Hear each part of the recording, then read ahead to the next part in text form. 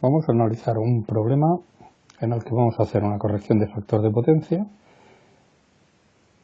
con ayuda de condensadores. Bien, partimos de un taller en el que tenemos 200 voltios, 120 voltios de alimentación eficaces a 50 Hz, porque es la frecuencia que tenemos aquí en Europa, y donde tenemos un torno que nos indican que es de 3500 voltiamperios y 2200 vatios con un rendimiento del 88%, una fresa que dicen que consume una corriente nominal de 12 amperios y una potencia de 1500 vatios, su rendimiento es del 90%, un calefactor de 1200 vatios y lo que queremos es tener un factor de potencia de toda la instalación de 0,95. Bien, previamente las preguntas que se hacen son que calculemos la corriente total absorbida por las cargas. Esto nos suele despistar porque nos hablan de corriente, cuando en realidad es un problema de potencias. Y la segunda cuestión es calcular el condensador para tener el factor de potencia deseado de 0,95. Bien, pues vamos a ir analizando qué potencia aparente tenemos en cada caso. En el caso del torno, ya nos han dado el módulo de la potencia aparente, ya que nos han dicho que es de 3500 voltiamperios. Claro, lo que queremos es calcular el vector. Eso nos indica, o vemos que nos hace falta la fase phi. Tenemos el módulo de la potencia aparente, pero nos hace falta el ángulo. Muy bien, ¿de dónde lo sacamos? Pues necesitamos alguna componente más del vector. Lo primero que alguno piensa es que son los 2200 vatios que nos dan, es la potencia que tenemos como parte real del aparente, pero no. La potencia que tenemos de una máquina, esos 2200 vatios, son potencia útil. En nuestro caso, la potencia útil es mecánica. Así pues, echaremos mano del rendimiento para decir la potencia útil respecto a la potencia absorbida, que es la eléctrica, es la que es igual a ese 0,88% que nos han dado de rendimiento. De tal manera que si calculamos la potencia del torno, la potencia del torno eléctrica absorbida, nos da que es de 2500 vatios. ¿Vale? Despejándola como hemos visto a partir del rendimiento. Bien, una vez que tenemos la P y tenemos la S, si nos damos cuenta, el coseno del ángulo no es más que la potencia del torno respecto a la potencia aparente del torno. Todo ello, ¿vale? En módulo, la potencia ya damos por hecho que es una componente. Bien, pues de aquí despejaríamos y sacaríamos que el factor de potencia nos da que es de 0,7143. Este sería el factor de potencia. Si calculamos el ángulo, equivale a un ángulo de 44,42 grados, 41,5. O sea, que tenemos que la potencia aparente en vectorial es 3500 con un ángulo de 44,415 grados. Hacemos lo mismo para la fresa. En el caso de la fresa también buscamos nuestro vector. En este caso, fijémonos que no nos hablan más que de la potencia de 1500 vatios, que ya sabemos que es la potencia útil.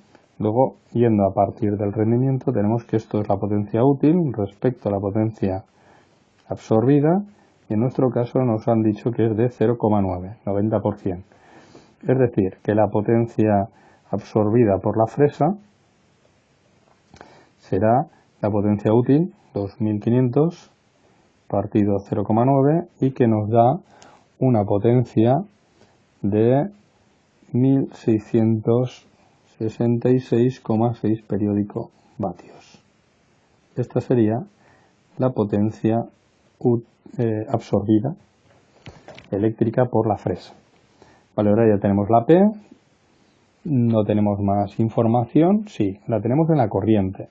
Nos han dicho que consume una corriente de 12 amperios. Eso quiere decir que podemos calcular el módulo de la potencia aparente, que sería V por el módulo de la I. Da igual que digamos I que I asterisco, es el módulo. Con lo cual son los 220 voltios que tenemos por la corriente, que en este caso nos han dicho que es de 12 amperios. Y si multiplicamos ambas, tenemos la potencia aparente, que es de 2640 voltioamperios.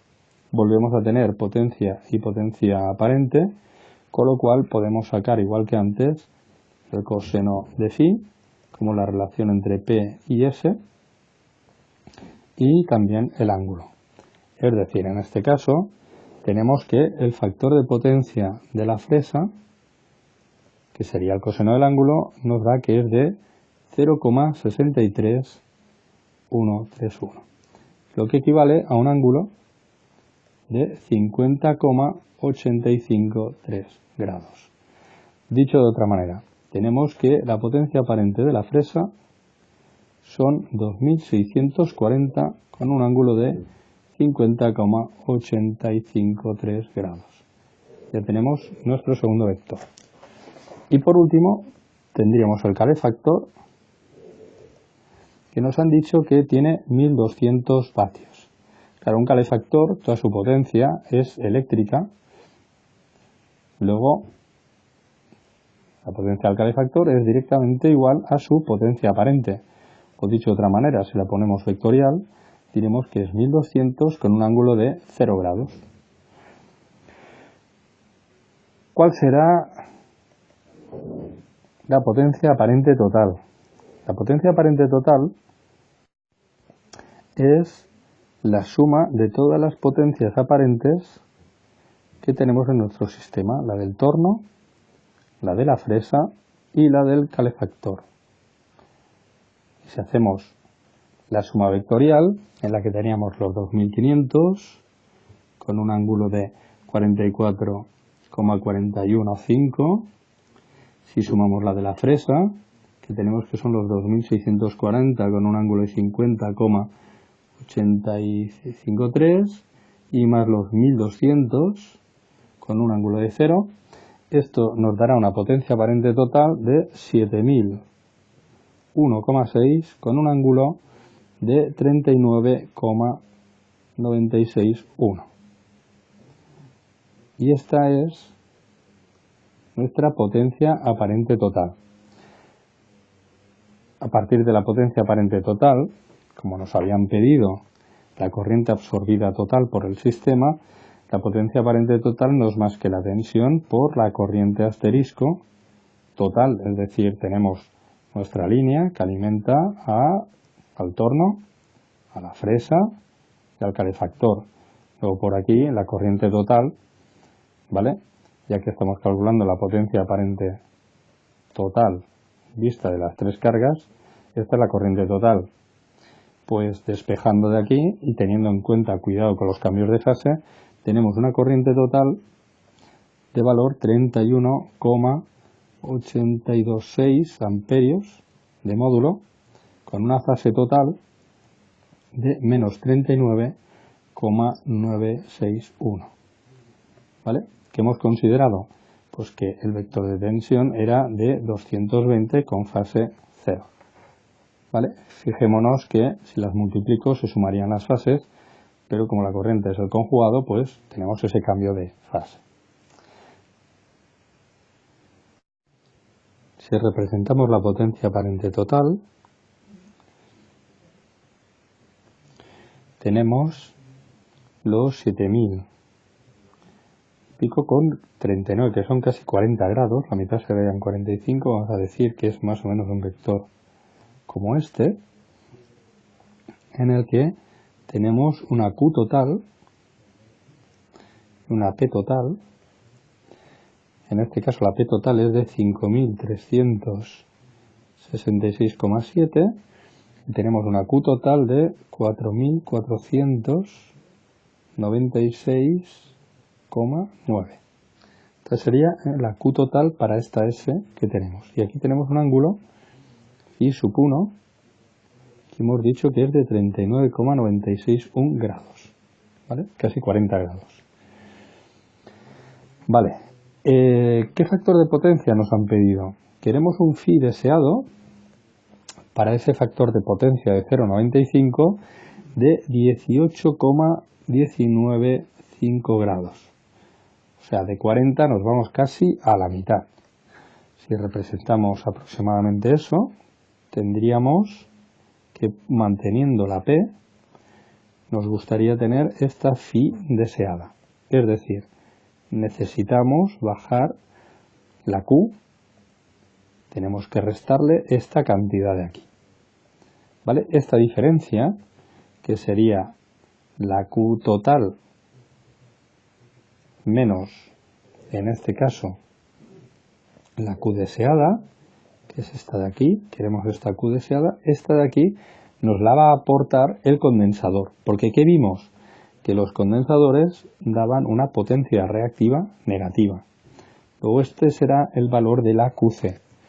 Esta diferencia, la Q deseada, la Q total son 4.496,9 y le vamos a quitar una Q deseada que la calcularé a partir de los triángulos en los cuales sé el ángulo, la phi deseada y la P. Es decir, la Q deseada aparecerá a partir de la tangente. Tangente de phi d es la Q deseada partido la P total, que la tenemos aquí, esos 5.300. Lo QD es la P total por la tangente del phi deseado, esos 18 grados. Y esto nos da una Q deseada de 1763,9. Esta diferencia, los 2732,9 voltioamperios reactivos, estos son los que tiene que aportar el condensador, ¿vale? Que es la diferencia entre estos dos valores. Lo ponemos aquí en la figura, 1700 porque estamos hablando de la deseada, que son los 1763,9 voltioamperios, estos, ¿vale? Y recordando el condensador, la potencia aparente del condensador, nos había dado que era menos J, está a 90 grados, y era V cuadrado por omega C, ¿vale? De modo que la Q que queremos nosotros calcular, que es este valor de aquí, esto es la QC, de aquí podremos calcular lo que vale el condensador. ¿Por qué? Porque todo lo demás ya lo sabemos. Omega son 100pi, que son los 50 Hz por 2pi, la V son los 220 al cuadrado, con lo cual de aquí podemos despejar un condensador de 1,797 por 10 a la menos 4, lo que es lo mismo, 17,9, ¿vale? Más o menos, bueno, serían unos, si multiplico por 100, serían unos 179 microfaradios, ¿vale? Hemos multiplicado por 100 y aquí el 10 a la menos 4 se convierte en 10 a la menos 6, que son micros. Y ya tenemos diseñado el condensador para la corrección del factor de potencia.